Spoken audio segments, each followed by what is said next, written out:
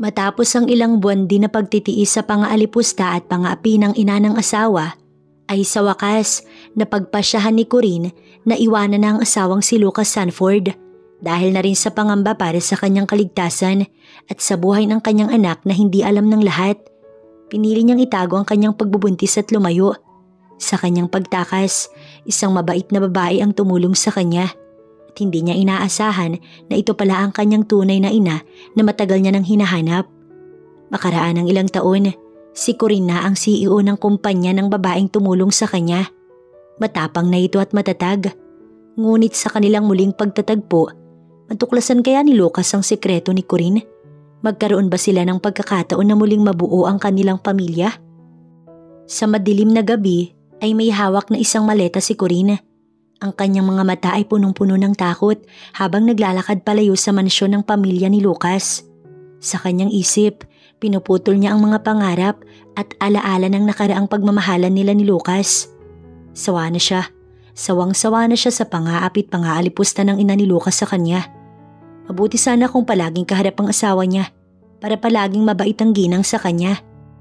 Kaso ay hindi dahil umaalis ang asawa niya at nagtatrabaho.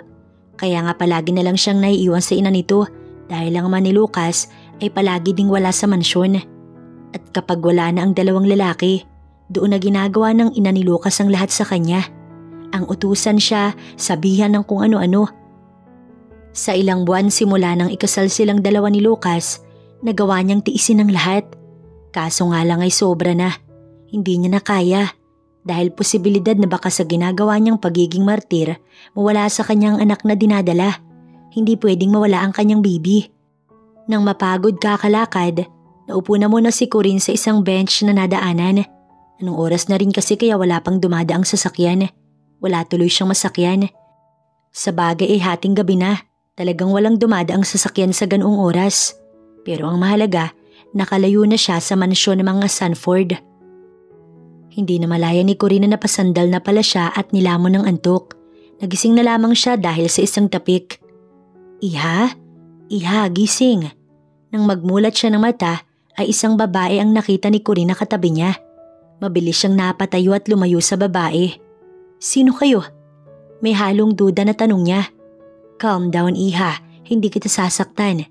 Napadaan lang ang sasakyan ko't nakita kitang dito natutulog. Paliwanag ng ginang sa kanya. Pwede niyo po ba akong tulungan? Desperada niyang tanong sa kausap ng mga oras na yun. Basta na mga oras na yun, gusto na lamang niya makaalis sa lugar na yun. How can I help you? Ilayo niyo po ako dito. Habang lula ng sasakyan, tahimik lamang si Corinne. Siguro hinahanap na siya ng asawa. Pero alam niyang kailangan niya na rin itong burahin sa isip niya at kalimutan. Sa tansya ko, may mabigat kang pinagdadaanan. May humahabol ba sa'yo? Nang magising ka kanina, takot na takot ka. Ang ginang ang nagsimula ng usapan. Huwag niyo po akong alalahanin, pero maraming salamat po sa pagtulong sa akin. Aniya kaya napangiti na lang ang ginang, tsaka nito ipinakilala ang sarili. By the way, I'm Gina Perez. Ikaw, anong pangalan mo, Iha? Corinne Salazar. Ang sinabi niyang apelyido ay ang apelyido niya ng dalaga. Dahil simula ng araw na yun, kinalimutan niya na ang asawang si Lucas Sanford dahil ayaw niya na rito. Ayaw niya nang bumalik pa sa mansyon na yun at mamuhay kasama ang mga magulang nito. Nang magising si Lucas, wala na sa kanyang tabi ang asawang si Corinne. Kahit na hindi pa nagagawang humarap sa salamin, hinanap agad ng lalaki ang asawa. Ngunit kahit anong gawing hanap, hindi niya ito makita sa mansyon. What's wrong? Tanong ng mami niya, nakabababa lang at pupungas-pungas pa nga. Halatang kakagising lamang. Nawawala ang asawa ko, ma'am. Medyo napalakas ang boses niya na hindi nagustuhan ng ginang. Baka may binili lang sa labas. Ngunit deep inside, nagsasaya ang ginang dahil sa wakas, umalis na rin ang dalaga. Nagpalakad-lakad si Lucas sa living room. Iniisip kung saan pwedeng pumunta ang asawa. At upang may makatulong na siya sa paghahanap, tumawag na rin ang lalaki sa mga pulis nang sa ganoon mapadali ang paghahanap niya. Kung ibang tao dahil wala pa namang 24 hours na nawawala ay hindi agad hahanapin. Ngunit dahil sa koneksyon, hahanapin agad nila ang kanyang asawa. Biglang sumagi sa isip niya ang tiyahin ni Corinne na nilayasan na nito matapos nilang ikasal na dalawa. Ayon kasi sa kwento sa kanya ng asawa, walang ibang ginawa ang ginang kundi ang pagmalupitan nito. Kaya nga miski siya hindi dinadalaw ang tiyahin ni Corinne. Sadyang ng mga oras na iyon, kailangan lang talaga dahil baka kasi alam nito kung saan maaaring pumunta ang kanyang asawa. Anong ginagawa mo dito? Maliit lang ang bukas ng pinto at halos nakasilip lang ang ulo ng ginang. Si Corinne po. Bakit? Hindi ba't asawa mo yun? Kaya anong sinasabi mo sa akin ngayon? Pagtataray nito. Kawalan man ng galang, mahina niyang tinulak ang pinto kaya medyo napaatras ang kanyang kausap. Nawawala ho kasi ang asawa ko. Nagising na lang ako na wala siya sa tabi ko. Kaya nagbabakasakali ako na baka alam niyo kung saan siya nagpunta. Buong akala ni Lucas, makakatanggap siya ng matinong sagot dahil sa paliwanag. Ngunit tinawanan lang siya ng kausap. Ano ka mo? Nawawala. Baka naman may binili lang at masyado ka lang kung mag-isip. Hindi ka nun iiwan. Jackpot nga yun sa'yo eh. Ngayon umalis ka na dito sa bahay ko at umuwi sa inyo. Baka sakaling bumalik na yon. Sa pilitan na siyang pinaalis ng ginang na kulang na nga lang, itulak siya palabas ng bahay. Napamura na lamang si Lucas. Sinunod niya ang sinabi ng tita ni Corinne. Umuwi siya at kahit anong dasal niya kanina habang papunta doon na sana'y umuwi na ang asawa niya. Pero wala pa rin ang kanyang asawa. Iniwan ka na ng asawa mo kaya tanggapin mo na lang. Ang mami niya na akala niya ba'y close na sa asawa. Ngunit bakit hindi naman ito nag-aalala sa kanyang asawa? Hindi niya ako magagawang iwan, Mom. She already did. Iniwan ka ng asawa mo. Dahil sa galit na naramdaman ng mga oras na yun, nagawang basagin ni Lucas ang isa sa mga antique ng kanyang mami. Panayang sigaw na ito na bumalik siya. Ngunit hindi siya bumalik at hinayaan lang ito. Nang ikasal sila ni Lucas, buong akala ni Corinne, magiging masaya na ang kanyang buhay. Dahil nilayasan niya na ang tiyahin na palagi siyang pinagmamalupitan. Ngunit hindi pa rin pala. Dahil ang ina naman ng lalaking kanyang pinakasalan ang gumagawa sa kanya ng mga bagay na kanyang tinakasan. Siguro ay dahil ayaw sa kanya ng ginang. Isa lang kasi siyang ordinaryong empleyado na nagustuhan ng anak nito tsaka pinakasalan. Pinatigil nga siya ng asawa sa pagtatrabaho. Ngunit mas nakakapagod pa sa pagtatrabaho ang nararanasan kasama ang ina nito sa mansyon. Sa totoo lang ay gusto na ng asawa niya na bumukod sila. Ngunit ayaw itong hayaan ng magulang. Lalo na ng ina nito dahil tumatanda na daw ang mag-asawa at habang nabubuhay gustong makasama ang anak. Siya pa nga ang nagsabi sa asawa na manatili na lang sila dahil buong akala niya puros kabutihan ang ipapakita ng ina nito sa kanya. Ngunit iyon ang malaki niyang pagkakamali. Iha, kumain ka na. Naputol si Corinne sa pagbabalik tanaw dahil sa ginang na pumasok sa silid kung saan siya tumutuloy. Wala po akong gana. Aniya habang nakatingin lang sa harap ng salamin. Hindi pwedeng hindi ka kumain. Inilapag nito ang tray sa mesa sa gilid ng kanyang kama. Kung gusto mo'y pwede kang magkwento sa akin. Pakikinggan kita. Alam kong may mabigat kang dinadala dyan sa loob mo. Maganda kung mababawasan ang bigat na yan kahit papaano.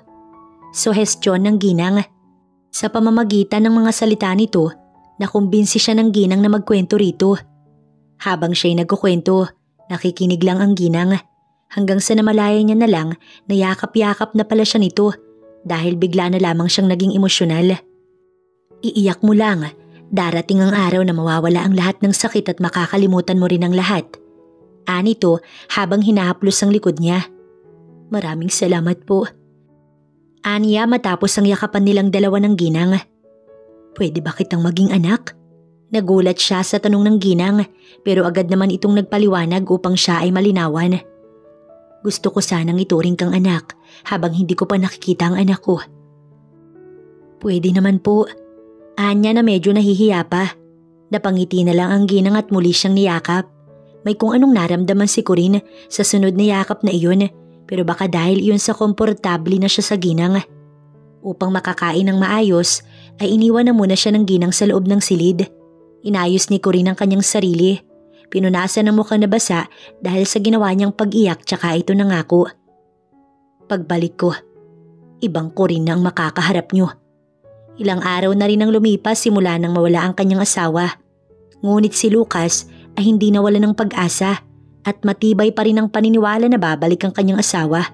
Babalikan siya nito. Wala pa rin. Galit niyang ani tsaka ibinagsak ang cellphone sa kama. Ilang taon na ang binigyan niya ng pera para lang hanapin ang asawa. Ngunit wala pa rin nakakakita dito. Hindi niya tuloy maiwasan na mag-init ang kanyang ulo. Ano bang ginagawa mo sa buhay mo? Dahil lang sa babae nagkakaganyan ka? Ang ama niya nakakapasok lamang ng silid. Dumako ang tingin nito sa mga nagkalat na gamit. Hindi siya babae lang, Dad. Asawa ko si Corinne. How about us? Kami ng mami mo. Mas una mo kaming naging pamilya bago siya. Kaya sana, ayusin mo ang sarili mo. Kahit para man lang sa amin na nag-aalala sa'yo. Hindi siya umimik, pero sa inis niya ay naibato niya ang isang bagay sa direksyon ng kanyang ama. Kapag hindi pa nakita si Corinne, baka mabaliw na ako, Dad. Mahal na mahal ko ang asawa ko. Hindi ko kayang mabuhay nang wala siya. Anya na ikinatamimi ng Ginoo. Wala na itong sinabi pa't lumabas na ng silid ni Ryder. Umamin ka nga, Victoria. Iginawa ka ba? Galit na tanong ng Ginoo sa asawa nang makalabas ito ng silid. Naroon pala ang asawa't naghihintay. Matagal na ako may ginagawa, Armando, pero hindi mo naman pinapansin, di ba?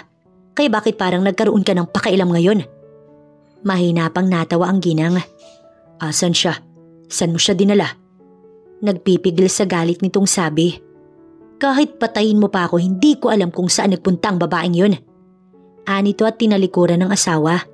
Nahilot na lang ni Mr. Sanford ang sintido. Alam niyang may kasalanan rin siya dahil hinayaan niya ang asawa sa mga maling gawain dahil sa labis niyang pagmamahal dito. Pero gaya ng palaging sinasabi ng iba, nasa huli ang pagsisisi dahil wala na ang asawa ng anak nila. Samantala si Corinne ay isinama ng babaeng tumulong sa kanya sa ibang bansa pero hindi niya pa nagagawang sabihin sa ginang ang pagbubuntis niya. Iha, mayroon ka bang hindi sinasabi sa akin? Kasalukuyan silang kumakain ng agahan. Natigil siya sa pagkain dahil sa tanong ng ginang. Po? Aniya at umayos ng upo. Ang sabi ko, mayroon ka bang hindi sinasabi sa akin? Mahinala na ako pero gusto ko na sa'yo mismo manggaling. Saglit siyang yumuko at nang magangat ng tingin, doon niya na sinabi sa ginang. Buntis po ako. Anya sa papahinang boses. Buong akala niya hindi iyon magugustuhan ng ginang. Ngunit mali siya ng akala. Nakakatuwa naman kung ganun. Madadagdagan pala tayo dito sa mansyon. May ngiti sa labi nitong sabi, matapos magpunas ng labi. Alam ba ng asawa mo na buntis ka nang layasan mo siya? Hindi po, pati ang mga magulang niya hindi rin alam. Aniya sa magalang na boses, ngumiti ang ginang. Mabutit hindi nila nalaman. Di bale, ako ang tutulong sa'yo sa pagpapalaki sa anak mo. Nang mga oras na yun, lubos-lubos ang pasasalamat ni Corinne sa Diyos dahil hindi siya nito pinabayaan. Bukod doon, nagpadala pa ito ng taong tutulong at tunay na magmamalasakit sa kanya. After 5 years, Mami! Tila ba biglang nawala ang pagod na nararamdaman ni Corinne. Hindi rin pala biro ang magpatakbo ng isang kumpanya. Kaya gano'n na lang ang pagod ni Tita Gina niya sa tuwing umuwi ito dahil nakakapagod pala talaga. Pero dahil sa anak niya, bigla iyong nawala. How's your day, sweetie? Anya habang hinahaplos ang buhok ng bata. I'm a bit bored, Mom. Kung kanina ay masaya ito dahil nakauwi siya, ngayon naman ay bored na ang bata at sa mukha pa lang ay halatang wala ng gana sa lahat. Napailing tuloy siya. Ganun talaga ang anak niya, bigla-bigla na lang nawawala ng energy. You want a new book? Maaga kasi itong natutong magbasa. Kahit nga English, marunong na rin. Mabilis matuto ang bata kaya hindi nahihirapan ng nagtuturo. Can I have one, Mom? Of course, you can have. Bumalik tuloy ang energy ng bata at isang mahigpit na yakap mula rito ang natanggap niya. Matapos ang saglit nilang usapan na mag-ina, ay tumayo siya. Kinailangan niya kasing pumantay sa anak kanina. Samantala si Lance, nagpaalam na doon na muna sa silid nito. So how's work? Umupo siya sa katapat na sofa tsaka sinagot ang kausap. Ganun pa rin po, nakakapagod. It means you're doing a great job. May ngiti sa labing saad nito. Hindi ba kayo natatakot na baka dahil sa akin, bumagsak ang kumpanya ninyo? Mahinang natawa ang ginang sa tanong niya. Bakit naman ako matatakot kung may tiwala ako sa'yo? Masyado pong… Good day everyone. Isang lalaki ang dumating kaya hindi niya na ituloy ang sasabihin. Nang lingunin nila ng tita Gina niya kung sino ay si Marco. Iho, ikaw pala. Si Marco ay anak ng isa sa mga business partner nila. Madalas itong nagagawi doon. Siguro ay dahil naging malapit na sa taong kumupkop at nagmahal sa kanya. Laking gulat ni Corinne nang lumapit ang lalaki sa kanya at inabot sa kanya ang isang bouquet of flowers. Para saan to? Taka niyang tanong sa lalaki. Sa pagkakaalam niya kasi, hindi niya naman birthday o wala ring okasyon kaya para saan yun? Gusto lang kitang bigyan. Ani mo'y nahihiya pa ito sa kanya. Pasensya ka na pero hindi ko matatanggap to. Akmang ibabalik niya na sana ang bulaklak sa lalaki pero nagsalita ang kanyang tita Gina. Tanggapin mo na iha. Wala tuloy siyang choice kundi tanggapin na lang ang bulaklak at huwag ibalik sa lalaki kahit nalabag sa loob niya. Nasaan si Lance? Pagtukoy nito sa anak niya. Alam din kasi ng lalaki ang tungkol sa bata.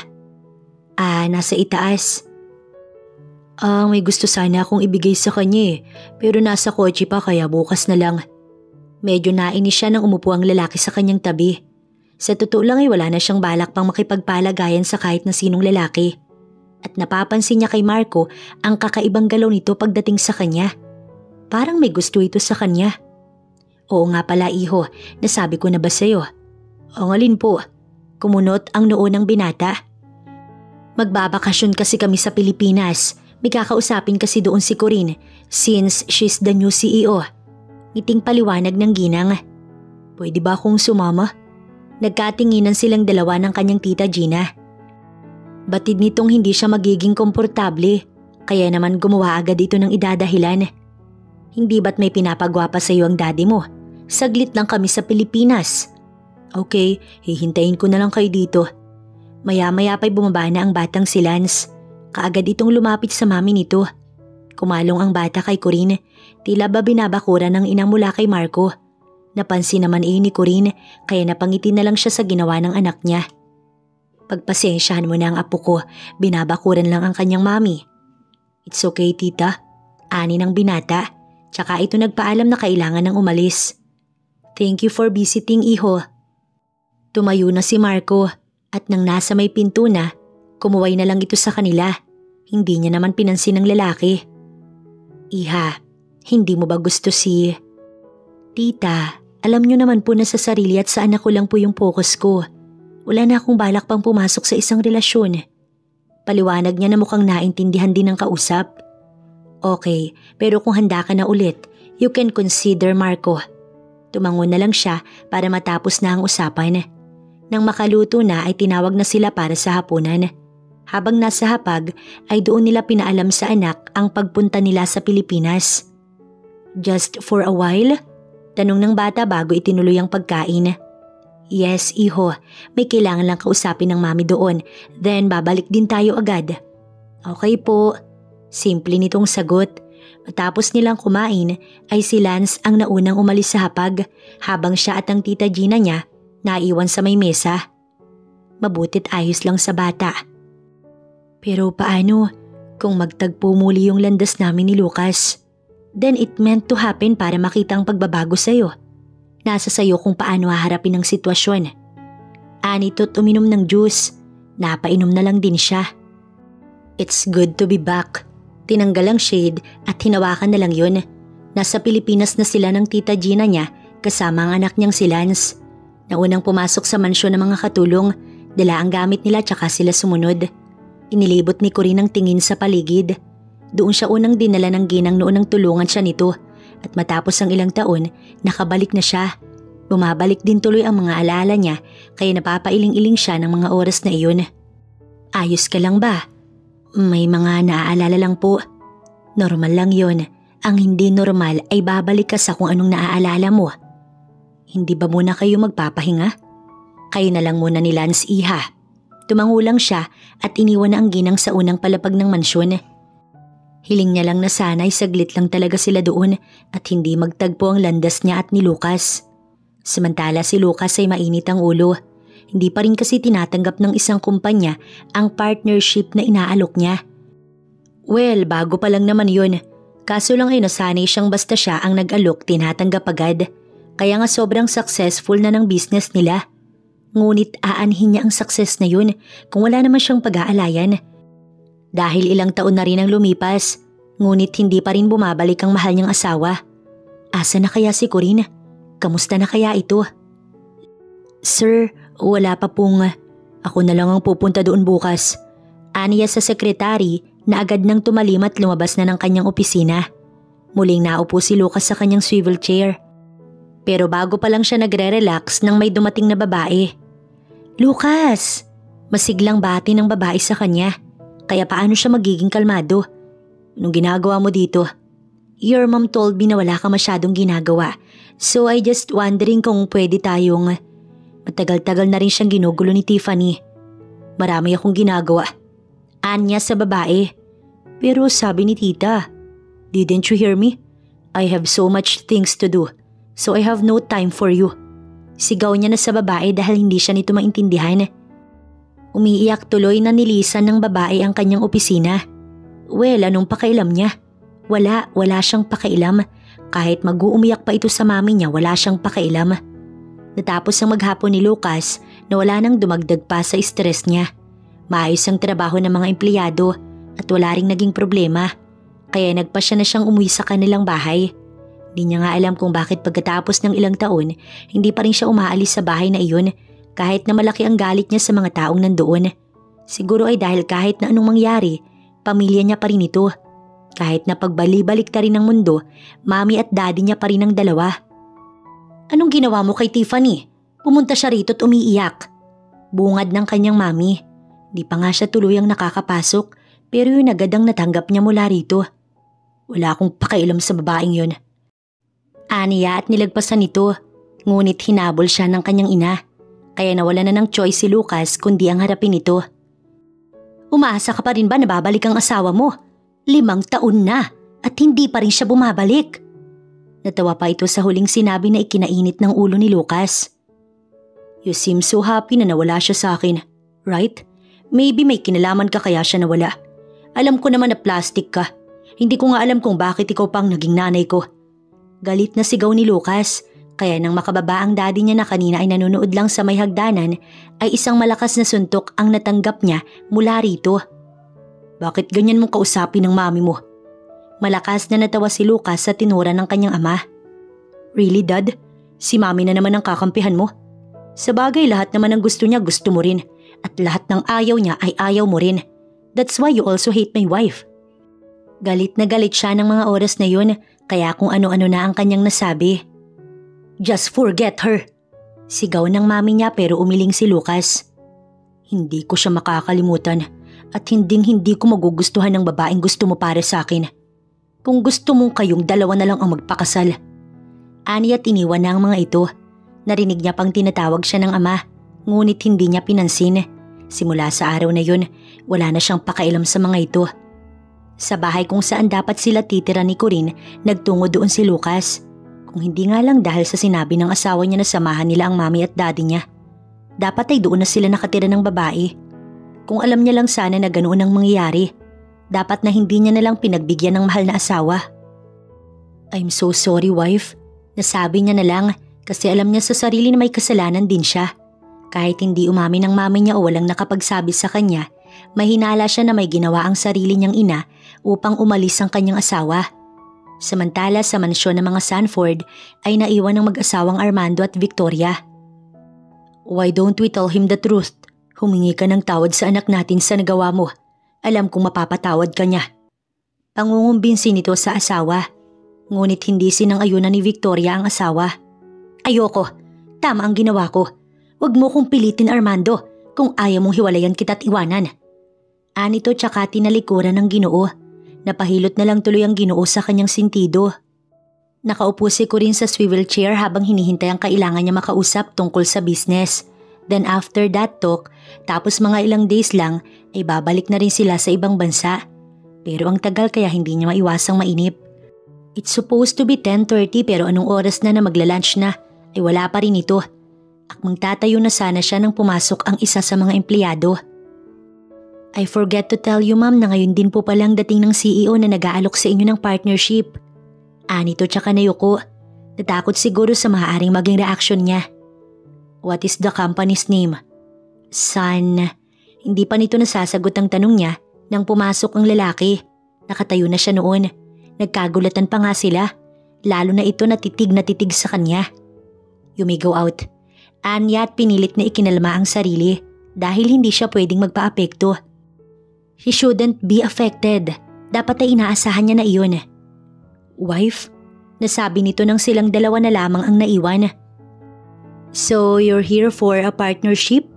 Anya habang may seryosong muka. Halata na business lang ang gustong pag-usapan. Corinne? Tinawag nito ang kanyang pangalan. It's Miss Salazar. But you're married to me. I'm sorry but if you're not here for business, then you're wasting my time. Walang emosyon niyang sabi kay Lucas. So why? Why did you left me? Saan ka nagpunta? Sunod-sunod na tanong nito sa kanya. Ngunit miski isa, wala siyang sinagot doon. I told you Mr. Sanford, if it's not for business, then we shouldn't be talking. Nagising na lang ako na wala ka sa tabi ko.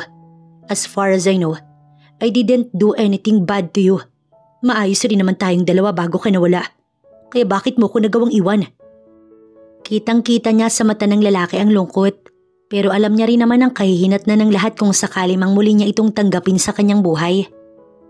Alam niyang hindi niya rin naman maitatago kay Lucas kung sino siya kaya napilitan na siyang gumawa na lang ng kwento. Dahil hindi na kita mahal. Nagising na lang ako na hindi na kita mahal at hindi na ako masaya sa'yo. What? Hindi makapaniwala nitong sabi. Gusto mong malaman, di ba? Ayan, sinagot ko na. So now, just leave my office, Mr. Sanford. Utos niya sa lalaki, ngunit hindi ito sumunod. Hindi ako naniniwala sa'yo. Tell me, may ginawa ba sa'yo si Mommy? Si Dad, may ginawa ba sila sa'yo? Bakit niya sasabihin? Para saan pa? Ayaw niya nang balikan ang alaalang yun. Umalis ka na lang. Anya't lalabas na sana ng opisina para iwan doon si Lucas, ngunit hinarang siya nito hanggang sa mabilis siyang naisandal ng lalaki sa pader. Ano sa tingin mo ang ginagawa mo? Inis niyang tanong sa lalaki na kinorner talaga siya sa pader. Nakalimutan mo na ba? You're still my wife, my Mrs. Sanford. Anito na nagpatindig sa kanyang balahibo. Kaya sa inis niya, tinuhod niya na lang ang lalaki tsaka ito iniwan sa kanyang opisina. Naiwan si Lucas na nananakit ang nasa pagitan ng kanyang hita. His wife have changed. Madaming nag-iba kay Corinne. Kung dati tahimik lang ito, ngayon ay matapang at palaban na. Pero wala siyang pakailam, ibabalik niya sa piling niya ang kanyang asawa. Kahit na may nananakit ng parte ng katawan, ay sinundan niya ang asawa. Ngunit paglabas ng opisina ay wala na ito. Doon na napamura si Lucas. Gusto niyang malaman ng mga oras na yun kung sino ang tumulong sa kanyang asawa. Habang si Corinne ay lula na ng kotse pabalik sa kotse ng kanyang tita Gina. May nangyari ba? Takang tanong nito nang dumating siya na animoy hinihingal. Nakita na kaming dalawa. Naupo siya sa sofa. Umupo naman ito sa kaharap niyang sofa. Malalim na buntong hininga muna ang pinakawalan niya bago muling nagsalita. Gusto niya makipag-partner sa atin. He even want me to tell him kung may ginawa ba sa akin ng mami niya kaya ako umalis. At anong sinabi mo? Wala akong sinabi. Para saan pa? Ayoko nang balikan pa yun.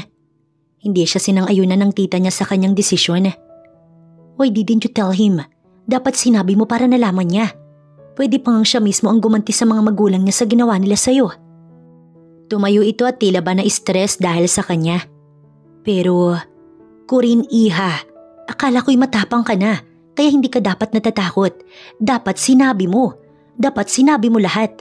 Tapos kapag nalaman niya, tsaka tayo umalis habang silang pamilya na iwan na nag-aaway-away. Saglit na napaisip si Corinne ng mga oras na yun. Tama naman ang kanyang tita Gina. Tumayo siya at idinayal ang number ng empleyado kanina na nakausap niya para malaman kung anong number ni Lucas. Madali niya yung nakuha, kaya agad niya ring tinawagan. Hello? Who's this? Halata ang galit sa boses ng lalaki. Parang ayaw pa nga makipag-usap. It's me, Corinne. Wife? Naging kalmado bigla ang boses. Let's talk. Sasabihin ko sa'yo ang lahat ng nais mong malaman. Puntahan mo lang yung address na iti-text ko sa'yo. Okay. Pinatay niya agad ang tawag. Nang tignan ni Corinne ang tita Gina niya, napangiti ito. Sinubukan ng lalaki na hawakan ang kamay niya na nasa ibabaw ng mesa. Ngunit mabilis niya iyong iniwas. Para kay Corinne, hindi siya nagpunta para doon. Oo, sinasaktan ako ng mami mo kapag wala ka. At kung ano-anong salita ang binabato niya sa akin. Pagsisimula niya ng kwento, ngunit bumalatay na agad ang lungkot sa mukha ng kanyang asawa. Pero alam mo yung mas malala? Nakikita yun ng daddy mo, pero hindi man lang niya ako tinulungan at hinahayaan niya lang. Tatayo na sana ang lalaki at halatang may gusto ng sugurin, pero pinigil niya ito gamit ng salita niya. Buong akala ko nang mapangasawa kita, hindi ko na mararanasan ang naranasan ko sa poder ng tiyang ko. Pero mas malala pa pala. Dahil mas malala ang mami mo. Di ko sinabi sa'yo. Bakit? Kasi natatakot ako nun na baka hindi mo naman ako paniwalaan. Isa pa, ako rin ang nagsabi na doon tayo tumuloy. Kaya paano? Ang pinakakinatatakutan ko pa noon ay paano kung baliktarin nila ako. I'm sorry. I'm sorry for what they did. Sabi na lang nito sa kanya. Wala namang problema sa'yo, Lucas. Alam ko minahal mo ko ng sobra-sobra. Pero ang mga magulang mo, ayokong ipilit ang sarili sa mga taong ayaw naman sa akin. Aniya at tumayo na. Aalis na sana si Corinne, ngunit biglang niyakap siya ng lalaki kaya nakatalikod na siya dito. Aalis ka na naman? Iiwan mo na naman ako? Wala siyang naging tugon sa sinabi ni Lucas at basta tinanggal ang pagkakayakap nito sa kanya. Tsaka iniwan ng lalaki sa restaurant. Hindi niya na ito nilingon pa. Galit na umuwi si Lucas sa kanilang bahay. Lucas, son. Bati sa kanya ng ama, ngunit hindi niya ito pinansin dahil ang inaagad ang kinausap. Anong masamang nagawa ko sa iyo, ma'am? Anong ginawa sa iyo ng asawa ko? Bakit mo siya sinaktan noon? Galit na galit niyang tanong. Huwag mong pagtaasan ng boses ang mami mo. Sinaway ni Mr. Sanford ang anak pero mahina lang natawa si Lucas. Oo nga pala, Dad. You know it but you did nothing. Wala kang ginawa at hindi mo man lang ipinaalam sa akin. Anong klase kayong mga magulang? Bakit niyo ako ginaganito? Nagpalakad-lakad siya at hindi malaman ang gagawin. Because we know that she's not the best for you. Ang mami niyang sumagot. At sino ang best? Si Tiffany? Bakit hindi kayong magpakasal kung ganun? Kung siya pala ang best? Kanino mo ba nalaman yan? Walang emosyon na tanong ng ginang. Sa asawa ko. Saglit na natameme ang mag-asawa pero ang mami niya agad ang nakabawi. At naniwala ka sa kanya. Hindi mo man lang ba inisip na ginagawa niya lang ako ng kwento para mapagtakpan ng ginawa niyang pag-iiwan sa'yo? Napamura na lamang si Lucas sa sinabi ng ina. You know what? Hindi ko na alam kung bakit ko pa kayo kinakausap kahit hindi naman talaga kayo aamin. Sumusuko niyang sabi. Bakit kasi hindi mo na lang kalimutan ng asawa mong yan? Nang tumalikod na si Lucas ay tanong ng kanyang mami. Kayo, bakit hindi na lang kayo hiwalayan ni Dad? Aniya at tuluyan na itong tinalikuran. Nang makaalis ang anak nila, naiwan ng mag-asawang Sanford. Tignan mo ang nangyari sa anak natin. Kasalanan ito ng babaeng yun. Paninisi pa ni Victoria kay Corinne. Buong akala kasi kakampihan pa rin ng asawa. Nagagalit ang anak natin dahil mali ang ginawa natin. Ang ginawa mo na hinayaan ko lang dahil sa sobrang pagmamahal ko sa'yo. Huwag mong sabihin na pati ikaw. Oo, galit ako sa'yo. Pero mas grabe ang galit ko sa sarili ko dahil hinayaan lang kita. Hinayaan lang kita na gawin ang lahat ng yun, kaya naging ganito ang lahat. Tsaka nito tinalikuran ng asawa. At mga habulin sana ni Victoria ang asawa, ngunit mabilis itong nakaalis kaya mahina na lang na napamura ang ginang. Bakit kasi bumalik pa ang babaeng yun? Hindi ba ito natatakot sa kanya? Talagang nagkaroon pa ng lakas ng loob na bumalik. Samantala si Corinne, gustong-gusto nang umalis ng Pilipinas. Ngunit alam niyang hindi pwede dahil hindi pa niya nakakausap ang pinakapinunta niya talaga. Kailangan niya lang umiwas kay Lucas at wala nang kahit na mababanggit pa dito, lalo kung tungkol sa kanilang anak. Sa company daw kayo mag-uusap ni Mr. Lim bukas. Tama ba ako, iha? Dahil sa tanong na yun, bumalik sa ulirat si Corinne. Yes, tita. Aniya sabay pilit ng ngiti. Is there something bothering you? Iling ang naging tugon niya. pero hindi kumbinsido doon ang ginang. Mahal mo pa ba ang asawa mo? Tanong nito sa kanya. Po, just answer it honestly. Nang hindi siya nakasagot ay nakumpirma ng ginang kung anong sagot niya. Mukhang ang pamilya niya lang ang pumipigil sa'yo na makipagbalikan. Mali po kayo, ayoko na po talaga. Pero paano naman si Lance? Paano ang bata? Ang tanong na iyon ang hindi nasagot ni Corinne, lalo na nang makita niya ang anak na pababa ng hagdanan. Kamukhang kamukha talaga ito ng ama. Pero ano bang magagawa niya? Kung sakaling ipaalam niya kay Lucas ang tungkol sa anak nila, baka ang bata naman ang makaranas ng pagmamalupit sa ina nito. Hindi siya natatakot sa ginang. Natatakot lang siya na magulo ang tahimik at maayos nilang buhay. Tapos na ang meeting ni Corinne with Mr. Lim. Pauwi na nga sana siya nang bigla namang dumating si Lucas. Corinne, nagdulot ng kakaibang pakiramdam sa kanya ang pagbanggit nito sa kanyang pangalan. Ngunit isa lang ang masasabi niya, at yun ay ang may dahilan ng pagpunta ng lalaki. I'm glad that you're here. We have something to talk about. Aniya at may inilabas na dokumento. Akmang bubuksan niya na sana ang laman ng envelope, ngunit mabilis na naagaw sa kanya ng lalaki ang brown envelope. Ito mismo ang tumingin kung ano ba ang laman nun. Annulment? Napaiwas siya ng tingin. Really? You want this? Hindi makapaniwalang tanong at unti-unting naglakad papalapit sa kanya. Tell me, do you really want this? Pag-uulit nito, doon siya nagkaroon ng lakas ng loob na harapin ang tingin ng lalaki. Yes, simple niyang sagot dito, pero malakas lang na tumawa si Lucas. And you think na pipirmahan ko to? Pabagsak nitong binitiwan ng hawak sa patungan na nakita. Palayain mo na lang ako para matapos na to. At dahil na corner na siya ng lalaki sa may likod ng mesa, ay nahampas nito ang mesa. Yun na nga, ayoko. Ayoko na matapos to.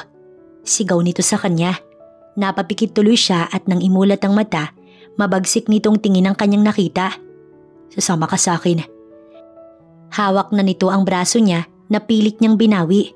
Bitiwan mo ko. Sigaw sa lalaki ngunit hindi siya nito sinunod. Bagkus ay naglakad na siya'y hawak-hawak. Ano ba? Nasasaktan ako.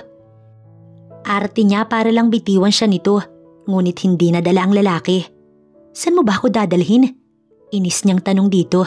Sa magulang ko. Kailangan nilang humingi ng tawad sa'yo. Kung napipilitan lang din ay wag na, kaya pwede ba bitiwan mo na ako? Utos niya sa lalaki ngunit hindi pa rin ito nakinig. Wala tuloy siyang choice kundi sumama na lang sa lalaki hanggang sa sila ay may nakasalubong. Iha! Tsaka nito masamang tinignan si Lucas. Bitiwan mo siya. Utos nito, ngunit kahit na mas nakakatanda ito ay hindi nakinig ang lalaki. Nanaigang kagustuhang maisama siya nito nang biglang, Mom? Why are you holding my mom? Saad ng bata na kasunod ang yaya nito na hingal na hingal. Sinama kasi doon ng tita Gina niya si Lance. Pero ang sabi ng ginang ay doon lamang ito sa sasakyan. Ngunit hindi nakinig ang bata at lumabas ng sasakyan. Bored daw kasi sa loob ng sasakyan. Salita ng naging tingin ng bata sa kanya at kay Lucas. Si Lucas nga ay nabitiwan na siya dahil ang atensyon nito ay natuon sa bata. Hindi kasi may pagkakaila na kamukha nito ang bata. Yaya, dalhin niyo na si Lucas sa sasakyan. Utos niya sa katulong. Akmang isasama na nga nito ang bata ngunit hindi pumayag si Lucas. Sandali. Anito at pumantay sa bata. Nang mga oras na yun, hindi niya malaman ang mararamdaman. Magkaharap lang naman ang mag-ama niya. Who are you? Inis na tanong ng bata. I'm your father. Napaawang na lang ang labi niya sa sinabi ng lalaki. Si Lance tuloy ay napatingin sa kanya. Tila ba gustong kumpirmahin kung totoo ang sinasabi ng lalaking kaharap nito. Mukhang kailangan nyo ng mag-usap na dalawa. Apo, iwan na muna natin sila. Hinawakan nito ang bata at sinama sa pag-alis. Akmang susundan nga sana ni Corinne ang mga ito pero nahawakan siya ni Lucas. Is that my child? Tell me the truth. Nagkaanak ba tayo? Papahina ang boses nito. Ani mo'y nangihina. Hinarap niya naman ang lalaki. You want to know the truth? Yes, anak natin ang bata. Wala na rin namang pupuntahan kung magsisinungaling pa siya titatanggi niya. Malalaman at malalaman din ito. Buong akala niya, magagalit sa kanya si Lucas. at kukwestiyonin ang pagtatago niya sa anak nila. Ngunit hindi, bagkus ay mas hinawakan siya nito hanggang sa napasunod na lang siya sa lalaki. Teka, saan ba tayo pupunta? Namalayan na lang niya na nasa labas na sila ng building at nasa tapat ng isang sasakyan. Sakay, utos nito sa kanya ngunit hindi siya sumunod. Napilitan na tuloy ang lalaki na ito ang magsakay sa kanya sa loob ng sasakyan. Habang nasa biyahe, panay ang tanong niya sa asawa ngunit ang lalaki tahimik lang. Focus sa pagdadrive. Samantala siya, pinoproblema kung paano siya magpapaliwanag sa anak mamaya pag uwi niya. Nang nasa harap na sila ng mansyon na kanyang tinakasan noon, parang bumalik ang lahat ng alaala kay Corinne, ang lahat ng naranasan niya. Ngunit iyon na rin ang nagtulak sa kanya para maging matapang ng mga oras na yun. May mga kailangan na humingi ng tawad sa'yo. At anong ginagawa ng babaeng yan dito? Galit na tanong ng ginang na makita siya nito habang ang asawa nito ay gulat na gulat naman. Siguro ay dahil sa kanyang itsura. Hindi na siya yung dating simple at sunod-sunuran na Corinne. Aren't you happy to see me? Mapang-asar niyang sabi sa ginang. At bakit naman ako matutuwa na makita ka? Because nagbalik na ang babaeng dati inaapi niyo lang noon. Anya at ngumisi na sa sobrang gigil ng ginang sa kanya, sasaktan sana siya. Pero humarang si Lucas kaya ito ang nasampal ng ginang. No ma'am, hindi niyo man sasaktan ng asawa ko. You should be thankful na nabuhay ang anak namin ni Corinne matapos ang pananakit ninyo. Dahil kung hindi, baka kung ano nang nagawa ko sa inyo. Sa sinabing iyon ng lalaki, natahimik ang mga magulang nito. What? Ang ama ni Lucas na hindi makapaniwala sa narinig. You heard it right. Buntis ang asawa ko nang sinasaktan siya ni mami noon. And thank God, maayos ang anak namin ngayon. Anito kaya muling natahimik ang Ginoo. Nang madako ang tingin sa asawa ay kinausap. Victoria, stop this! Sigaw sa asawa ngunit hindi nakinig ang ginang at nanatili ang masamang tingin sa kanya. No matter what you wear, isa ka pa ring basura sa paningin ko. Sa tono ng boses nito kung isa lang siyang insekto ay tinapaktapakan na siya nito ng walang awa. Really? Natatawa niyang tanong. Kayo nga ganyan man ang kasuotan niyo pero dahil sa ugaling taglay niyo basura pa rin. Talagang gusto niyang maubos ang pasensya nito. Natawa na lang si Corinne ng kulang na lang. Sumabog sa galit ang ginang. Iha, mabilis na nabalik ang tingin niya sa daddy ni Lucas. Alam niyang siya lang ang tinatawag nito. Pwede ko bang makita at makilala ang apo ko? Nagkatinginan silang dalawa ni Lucas dahil sa tanong ng daddy nito. Pag-uusapan pa po namin ni Lucas. Sabi niya na lamang. Buong akala niya doon na matatapos ang usapan kaya nagulat na lang si Corinne nang humingi ng tawad si Mr. Sanford sa kanya. Alam ko na hindi na mabubura ng paghingi ng tawad ko sa iyo. Ang trauma na naidulot ng mga nagawa ng asawa ko sa iyo. Pero hihingi pa rin ako ng tawad sa iyo, iha. Hindi mo deserve ang lahat ng naranasan mo. Armando! Sigaw dito ng asawa pero nagpatuloy ang Ginoo sa paghingi ng tawad sa kanya. Kung maibabalik ko lang ang panahon at oras, may tatama ang lahat. Dagdag pa ng Ginoo. Akmang luluhod pa sana sa harap, ngunit pinigilan niya na ito. Maging si Lucas, ayaw iyong gawin ng ama. Kasi kung may dapat mang gumawa nun, ay isang tao lang naman. Kayo na ma'am. Anito sa ina, ngunit sunod-sunod na pag-iling ang pinakawala ng ina ni Lucas. Hindi ako magpapakababa't hihingi ng tawad sa babaeng yan. Sino ba siya sa akala niya? Pagmamatigas pa din ito. Victoria! Sigaw ng asawa. Mabilis tuloy na tumalikod ang ginang para sila ay iwan. Ang Ginoo naman ay sinundan ng asawa. Kaya silang dalawa na lang ang naiwan ni Lucas sa may sala. Aalis na nga sana siya dahil sa tingin niya tapos na ang lahat. Ngunit ayan na naman si Lucas sa paghawak nito sa kanya. You're going to our son? Mabuti pa maiwan ka na dito. Bago anong gawin ng mga magulang mo sa isa't isa. Pero hindi pumayag ang lalaki. Para ano? Para bigyan na naman kita ng chance na makaalis? Wala nang mas importante ngayon sa akin kundi kayo ng anak natin. Pinagsalikop nito ang kanilang kamay. Sabay natin siyang pupuntahan. Nakita na lang ni Corinne ang sarili na nasa loob na naman ng sasakyan ng lalaki at papunta na silang dalawa sa anak nila. Are you really my father? Habang kaharap ang ama ay tanong ni Lucas dito. Hindi ka naniniwala sa akin? Ang anak naman ang tinanong. I want my mother's confirmation first. Tumingin ang bata sa kanya. Lumapit siya sa mag-ama. Tulad ni Lucas, pumantay siya sa bata. Hinaplos ni Corinne ang mukha ng anak niya. I'm sorry anak, if I wasn't able to give you a complete family that you deserve. He's telling the truth. He's your father. Saglit na katahimikan ang bumalot sa kanila.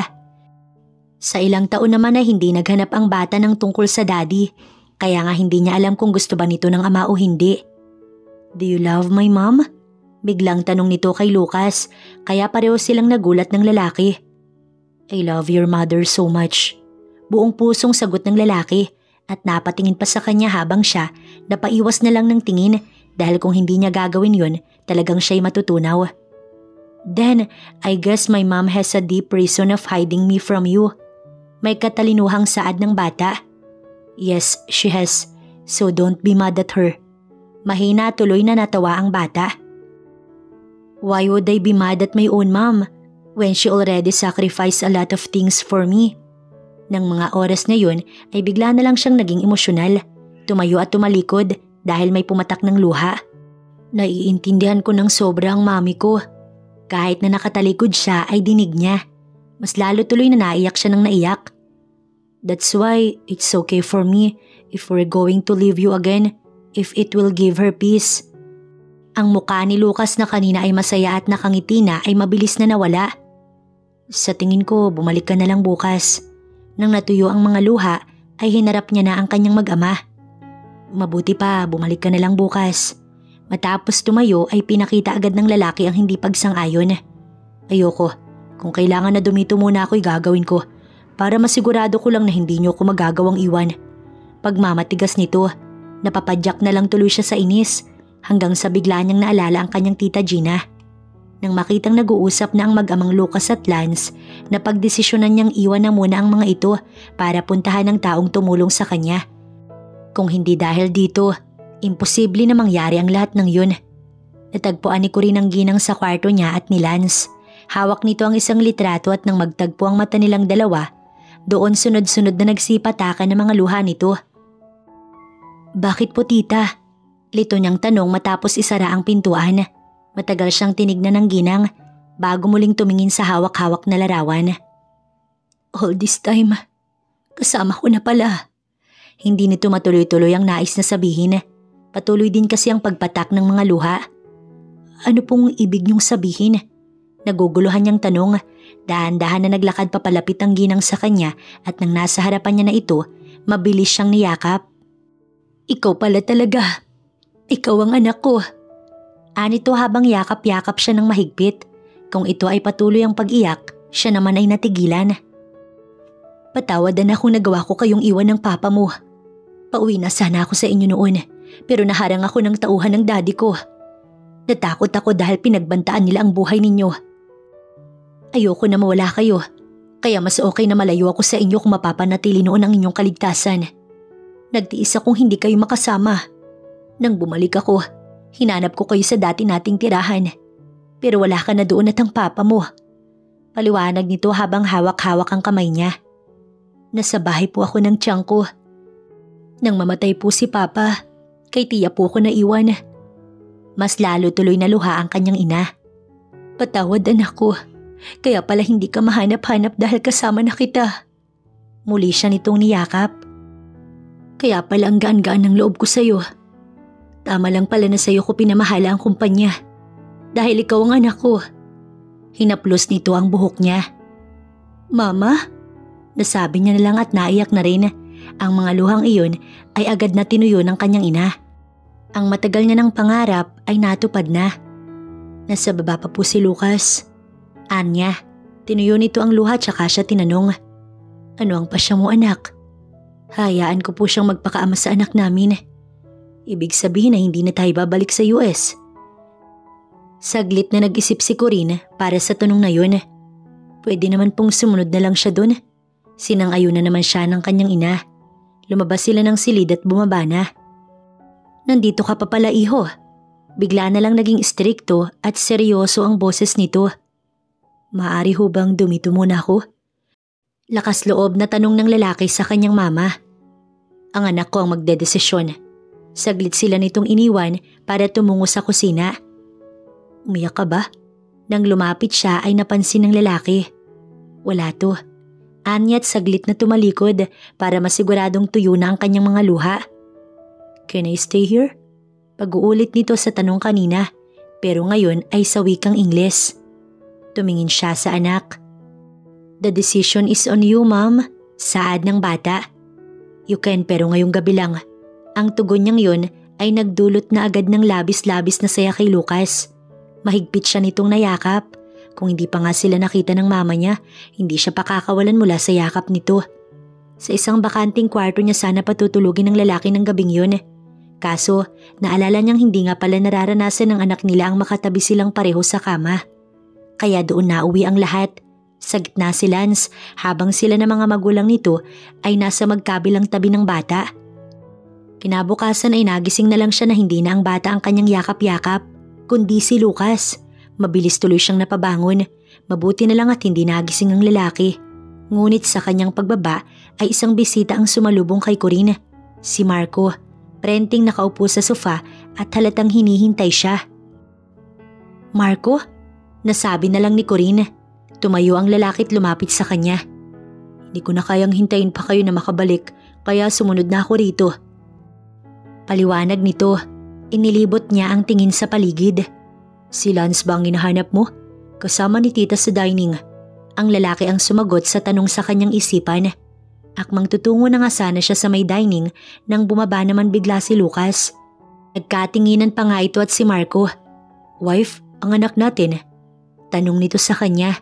Ang kalmadong mukha ni Marco ay mabilis na nag-iba. Sino siya? He's my husband. Ito ang nagtuloy ng hindi niya masabi.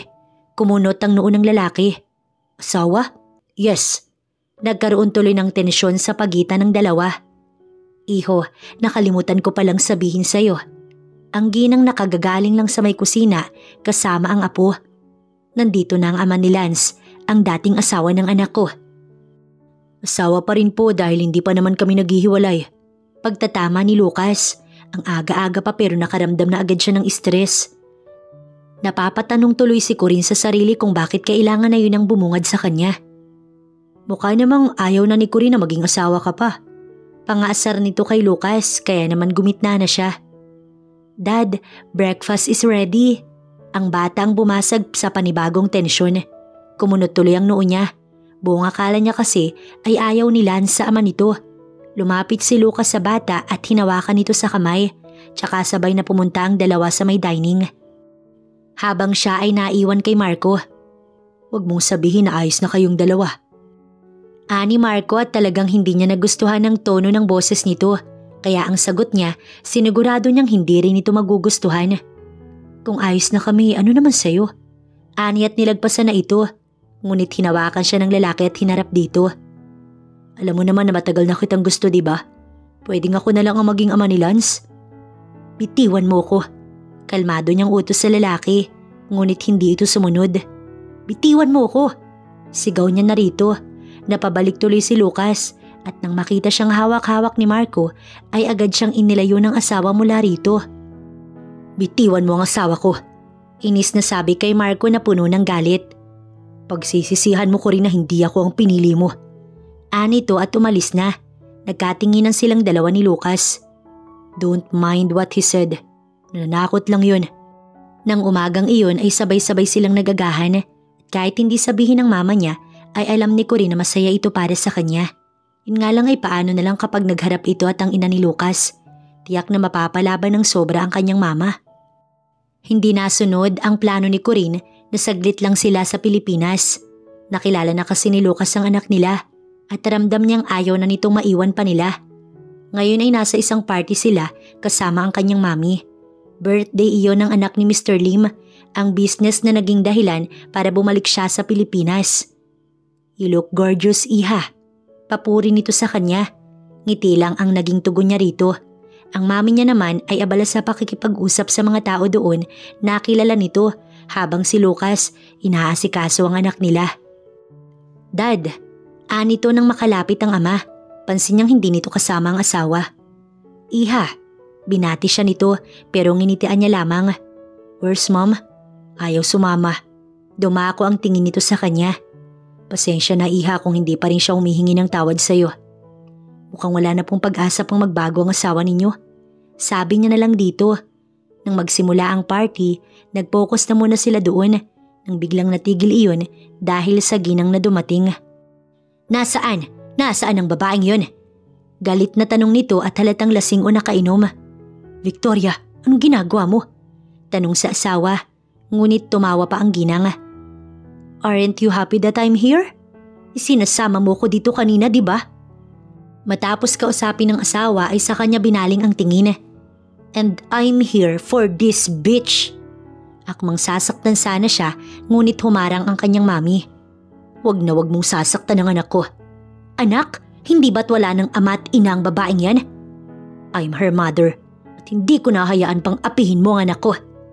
Tumawa si Victoria at ang mami niya sana ang sasampalin, ngunit nasalag iyon ng kanyang mami at ito ang sumampal sa ginang. How dare you! Gaganti sana pero napigilan ng asawa. Umalis na tayo dito. Ngunit ang ginang ay ayaw sumama. Alam niyo sa ginagawa niyo, nagmumukha kayong basura. Anya sa ginang na dinala na ng asawa palabas ng hotel na yun. Nagkatinginan ng mga tao at may ilang nagkwentuhan. I'm sorry Mr. Lim for what happened. Paghingi niya ng pasensya sa Ginoo, maging sa anak nito humingi na rin siya ng pasensya. Tsaka sila umalis. Wala na talaga siyang ginawang matino. Bulong ni Lucas na katabi ng driver. Habang siya, ang mami niya at ang anak ay nasa passenger seat. Sigurado ka ba na nanay mo talaga yun, iho? Mabutit hindi ka nagmana sa kanya. Pabirong sabi ng mama niya kay Lucas. Di ko rin alam tita kung bakit ganun siya. Nang makauwi sila, binuhat na nito ang anak nila na nakatulog habang siya nakasunod lang sa mag-ama. Ang ginawang pagbabanta ni Marco, hindi niya na nga sinabi pa sa mami niya dahil ayaw niya itong mag-alala. Kaya nga nag-hire na lang siya ng mga bodyguards at bantay din sa mansyon. Isang buntong hininga ang pinakawalan ni Corinne. At least ngayon, masasabing maayos na ang lahat. Samantala sa mansyon, kausap ni Mr. Sanford ang asawa. Ano bang nangyayari sa'yo? Palala ka na ng palala. Palakad-lakad ito at hindi malaman ang gagawin. Ngunit si Victoria ay tumawa lamang. Ang tanga mo! Ang tanga-tanga mo! Tumatawang sabi nito na kinataka ng Ginoo. What did you say?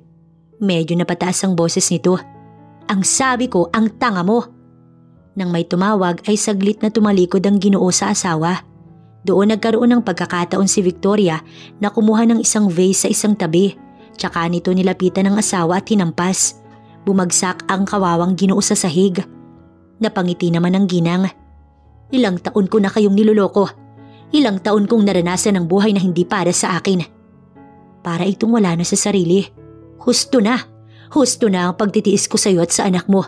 Kukunin ko ang dapat ay akin. Anito, tsaka hila-hilang dinala ang Ginoo sa isang bakanting silid at matapos ilagay doon ay isinarado ang pintuan. Anong ginagawa mo dyan?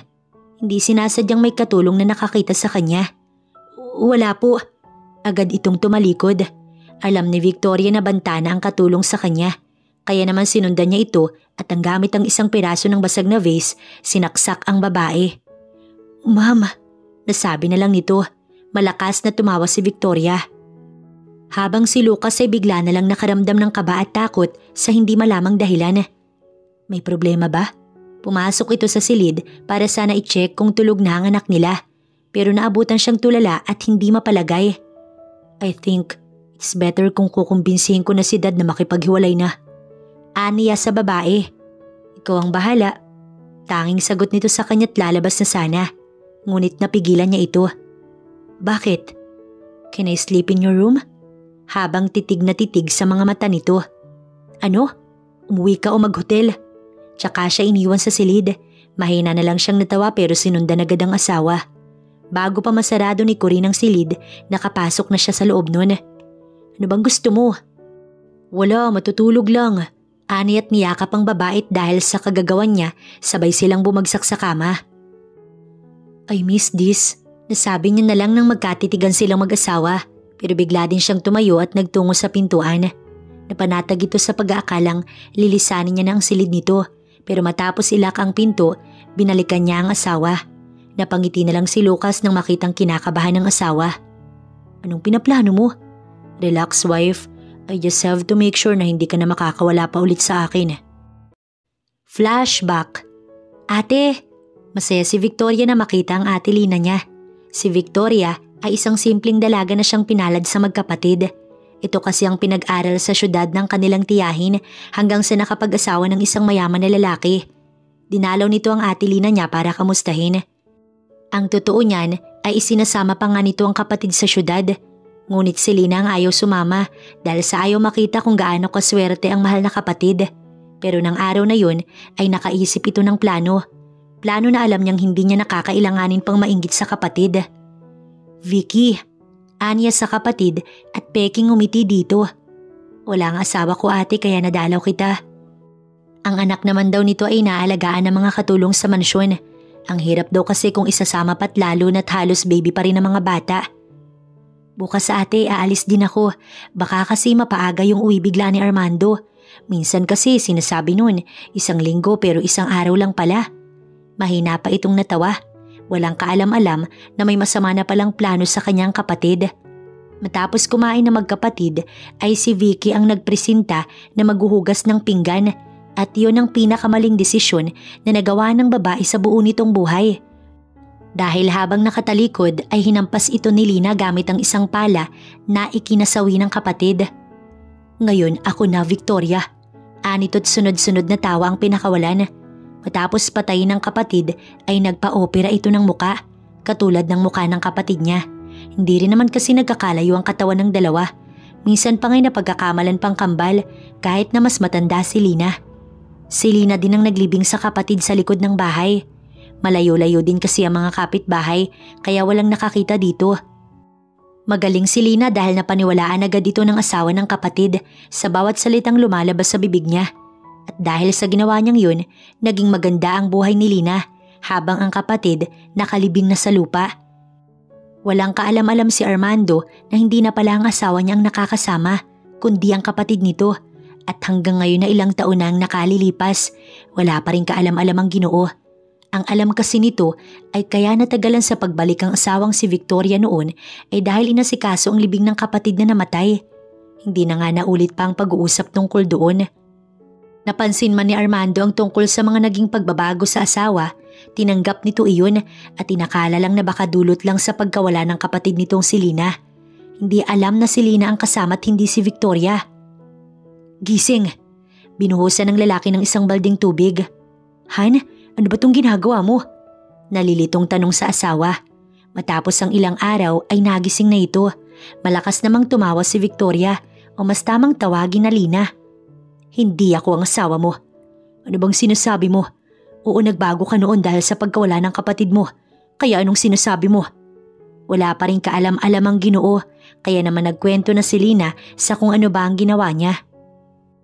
Alam mo kung bakit ko ginano ng babaeng yun na asawa ng anak mo? Dahil ayoko sa kanya.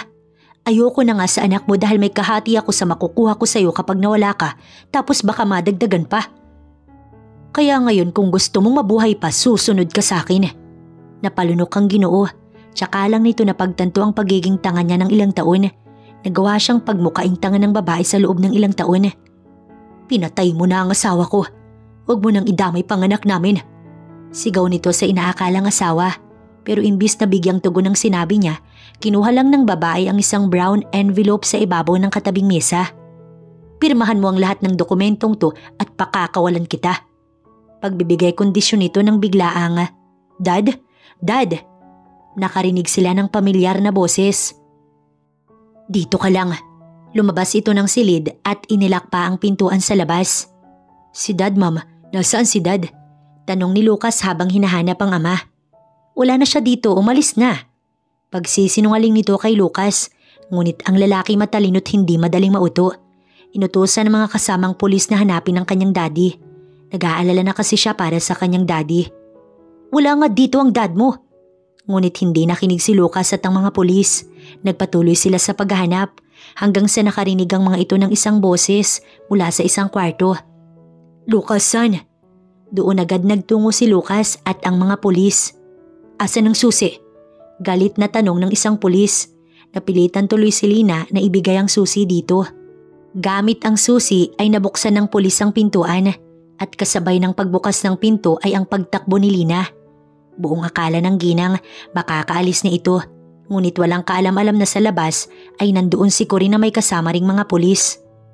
Kala nyo ba ligtas na kayo? Mapang-asar na tanong ni Corinne dito at bago pa nito masaktan ng kaharap, napusasan agad ito ng mga pulis. Ganyan na pala kayo kasama? Pati ang asawa nyo handa nyong ilagay sa alanganin ng buhay? Ani Corinne. Hindi ko siya asawa. Matagal nang patay ang asawa ko. Si Mr. Sanford na inaalalayan ng anak na si Lucas. Gulat na gulat naman si Corinne sa nalaman. Matapos ikwento sa kanya ni Lucas ang lahat, hindi makapaniwala si Corinne sa mga nalaman. May tao palang magagawa ang ganoon. Nang dahil lang sa inggit, magagawang patayin ng kamag-anak at mas malala pa ay ang kapatid. Kung ang kapatid nga ay nagawang patayin, ay hindi nakakapagtaka na nagawa siya nitong saktan. Don't worry wife, makukulong na siya at hindi na makakalapit pa sa atin. Kamusta ang daddy mo? Ang Ginoo agad ang kanyang kinamusta. Siguradong ito ang naapektuhan sa lahat ng nangyari. He looks okay pero alam kong labis na naapektuhan sa lahat ng nangyari. Totoo ba? Ang mama niya ay kabababa lamang. Nakatanggap kasi ito ng text sa kanya tungkol sa Lina na iyon at miski ito'y hindi makapaniwala. Nakakulong na po siya tita. Iho, ang tagal-tagal mo nang nagpapabalik-balik dito at asawa ka na ng anak ko, so just call me mama na din. Nagkatinginan silang dalawa ni Lucas, tsaka nito muling ibinaling ang tingin sa mami. Mama, napangiti ang ginang sa sinabi ng lalaki. May mga tao talagang sakim at puno ng inggit. Tumayo ang ginang. Ngayong nakakulong na ang bruha na yon, ay ano ng plano ninyong dalawa? May ngiti sa labi nitong tanong, napaiwas ng tingin si Corinne. Bigla niyang naalala ang naganap sa kanilang dalawa ni Lucas. Sinigurado lang naman ng lalaki na may mabubuo. Hindi siya nito tinigilan. Talagang nabago ang kanyang isip. Bigla siyang natakot nang banggitin ng salitang alis. Baka kasi maulit na naman at sumakit ulit ang katawan niya. Handa po kung pakasalan ulit ang anak niyo. Napangiti ang ina niya sa sinabi ng lalaki. Hindi ba pwedeng wag na muna nating pag-usapan yan at palipasin na muna ang lahat? Anya kaya natahimik ang dalawa. Saglit na nagpaalam ang mama niya na may gagawin habang siya ay naiwan kay Lucas. What's bothering you? Tumabi ito sa kanya. Napausod si Corinne mula sa pagkakaupo sa sofa. Pero umusod din ang lalaki para tabing-tabi talaga sila. Wala. Anya tumayo na. Aalis na sana pero nahawakan ng lalaki ang kamay niya at hinigit siya nito kaya napaupo na lamang siya sa kandungan ng lalaki. Baka may makakita sa atin. Eh di makita nila. I've suffered years wife nang mawala ka't iwan mo ko. Ayoko nang maranasan ulit yun. Anito't hindi na nakapagsalita pa si Corinne. Ma'am, pinakawalan lang siya ni Lucas nang bumaba ang anak nila at nakita sila nito. Kailan kayo magpapakasal? Bihira lang magtagalog ang bata pero yun pa talagang nagawa nitong Tagalogin. Ngiting-ngiti tuloy ang ama nito. Tell him son na gusto mo nang magpakasal ulit kaming dalawa. Gatong pa nito sa anak. You've never been this happy, Mom. Stop overthinking and just choose your happiness. Kung magsalita ito'y ani mo hindi bata. I know that Dad loves you so much. Unti-unti tuloy siyang naluha at nayakap ang anak niya. I don't want you to suffer anymore and I want a complete family.